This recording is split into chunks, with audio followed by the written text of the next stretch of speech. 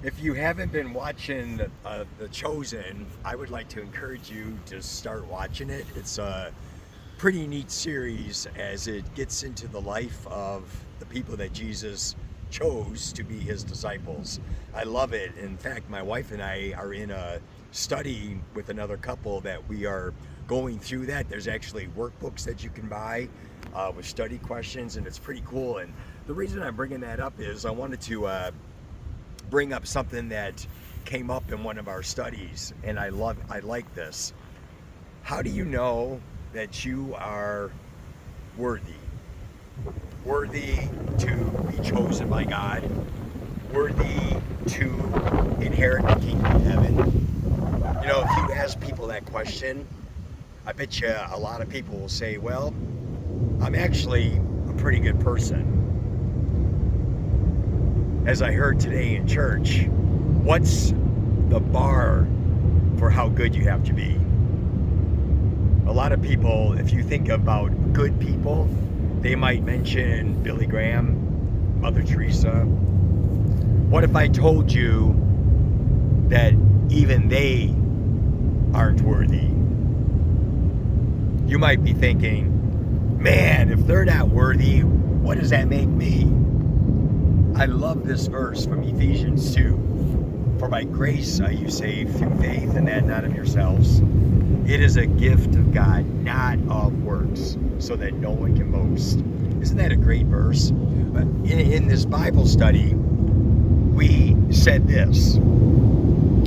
It is in our unworthiness that we see that we are worthy. Let that sink in for a minute. So in The Chosen, Peter caught no fish all night. In the morning, he was tired. The scene is powerful if you're watching this series. Jesus is on the shore in the morning. Peter's like done. He's frustrated, wants to go home. Jesus says, put your net on the other side. Really? The catch is tremendous. Peter has money now. He can pay his debt. He can pay his taxes. He looks at Jesus and he says, go away from me, Lord, I'm a sinner. Jesus said, Peter, don't worry about it. From now on, you're going to catch men.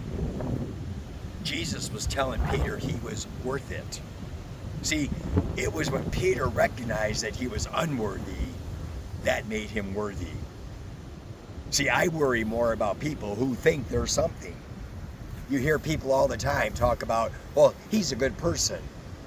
Or if something bad happens to somebody, well, he deserves that because he's not a good person. Or something bad happens to somebody who's good and they say, well, he's a good person. That shouldn't happen to him.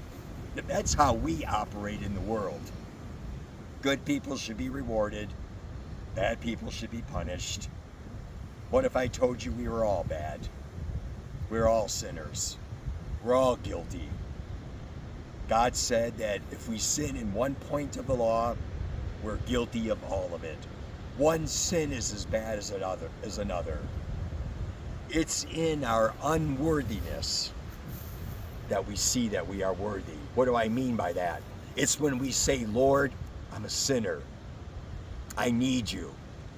That's when he says, I love you with an everlasting love.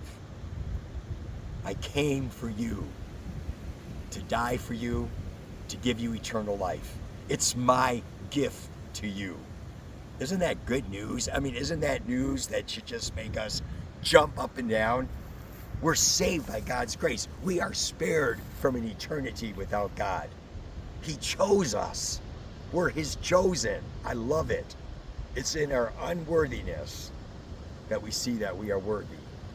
Because of God's worth. Because of God's worth to us. It puts us all in the same. There was somebody, I forgot who said this quote, but somebody once said, I'm glad that we're saved by grace and that no one can boast. Because then in heaven, we won't have to be hearing a bunch of stories about how we got there on our own. Isn't that good? We're all going to be there just going, I wasn't worthy of this, but look at what God's grace did for me. Hey, how are you? You believed in his grace too? Wow, we have an eternity to celebrate the worthiness of God. That's why in Revelation it talks about everybody singing, "Worthy is the Lamb, worthy is the Lamb." It doesn't say that we're going to be singing, "Worthy are we, worthy are we." No, worthy is the Lamb, worthy is the Lamb who was slain for the sins of the world. This is the message that we want to get out. If you believe in that, you have eternal life. So on those days that you don't feel worthy, I want you to look to the worthiness of Jesus. And remember that he loves you, he cares for you. And that's what makes you worthy of eternal life. And that's what makes life worth living. This is Pastor John from 15:5 Ministries. You have a great day.